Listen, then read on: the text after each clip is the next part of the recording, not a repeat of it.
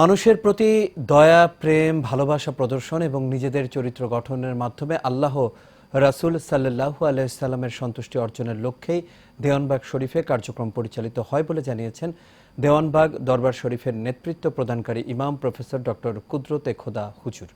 আজ রাজধানী Dhaka reporters unity মিলনায়তনে এক সংবাদ সম্মেলনে তার পক্ষে এই আহ্বান জানান সাবেক জেলা ও দায়রা জজ আব্দুল আজিজ খলিফা। এ সময় তিনি বলেন, দেওয়ানবাগ শরীফ কোনো রাজনৈতিক কর্মকাণ্ডে সম্পৃক্ত নয়, তারপরও কেন বারবার মানুষকে বিভ্রান্ত করে দেওয়ানবাগ শরীফে হামলা, অগ্নিসংযোগ ও লুটপাট করা হচ্ছে প্রশ্ন রাখেন আব্দুল আজিজ খলিফা।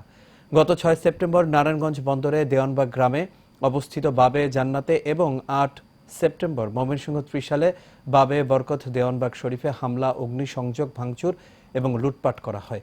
এ সময় শতাধিক ভক্তবৃন্দ আহত হন এবং একজনের মৃত্যু হয়। সন্তুষ্টি অর্জনের লক্ষ্যেই এই প্রতিষ্ঠানের সকল কার্যক্রম পরিচালিত হয়। আজকের এই সংকট দেওয়ানবাগ শরীফের একার নয়, এই সংকট বাংলাদেশের শান্তিপ্রিয় সুফিবাদী জনগোষ্ঠী, সকল তরিকতপন্থী মানুষের। তাই ঐক্যবদ্ধভাবে সব জুলুম অত্যাচারের বিরুদ্ধে রুখে দাঁড়াবার এক্ষুনি সঠিক সময়।